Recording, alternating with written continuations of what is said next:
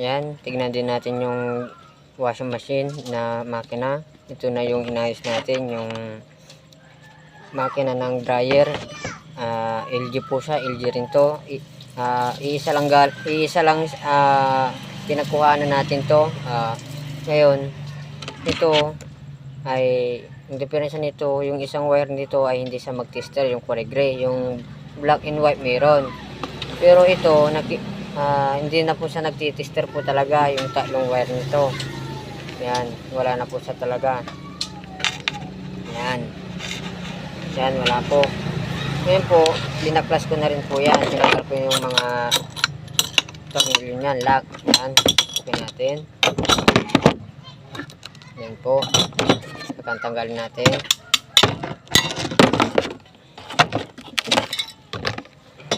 Yan. Yan po, kung makikita po natin ay sunog na po siya talaga. Ayun o, sunog na po. Ayun o.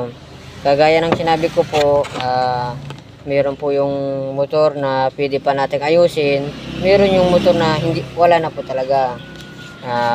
Parang to po ay hindi ko na po babaklasin to kasi nakita ko naman na yung mga wiring nito ay ayun o, halos lahat na po ay nagmumoist na, nasusunog na o. Umiikot na po siya o, lahat na po.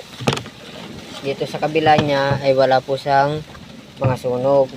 Dito po sa kanyang kabila ay sunog na po siya o. Ayan, siguro to ay nabasa po. Ayan o, basa kaya na overload. Kaya ito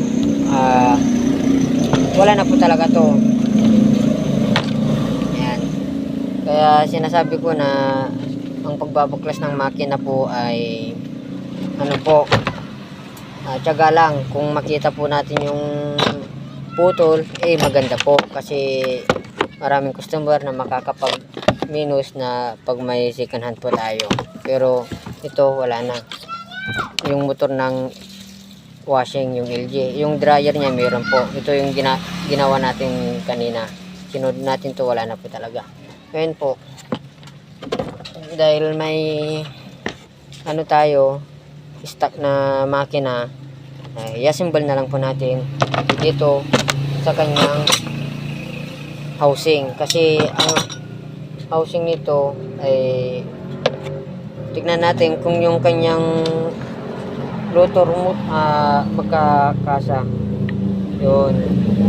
Ayan o, kung makikita nyo, sumakto rin po siya. Sumakto sa kanyang motor na ipapalit natin.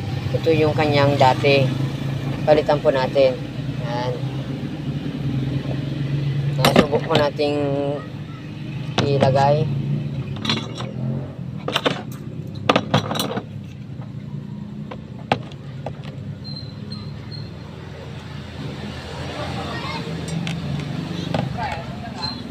Mag-assemble tayo ng makina dito.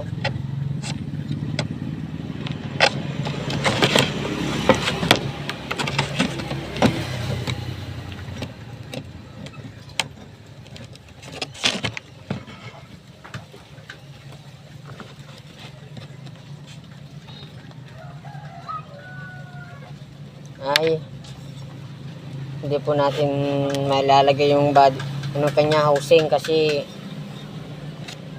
yung kanyang housing malaki po. Malaki. Ito po ay mali. Ayan. Ayun o, mapapansin natin ang layo sa kanyang butas. Ang laki nito, malaki. Ayun o, malaki po siya. Ayan, malaki po yung makina ng LG. Ito po, LG rin po to, kaya lang ito yung LG na maliit po. Ito yung pinakamalaki ng LG, kaya hindi po siya kasya. Hindi po siya kasya sa kanyang housing. Kaya hindi muna natin to magagawa ng paraan. Yan ay yung LG lang po ng dryer ang ating naayos. Yung sa motor ng washing ay wala na po talaga. Yan. Try natin mga ibang motor kung pwede pa.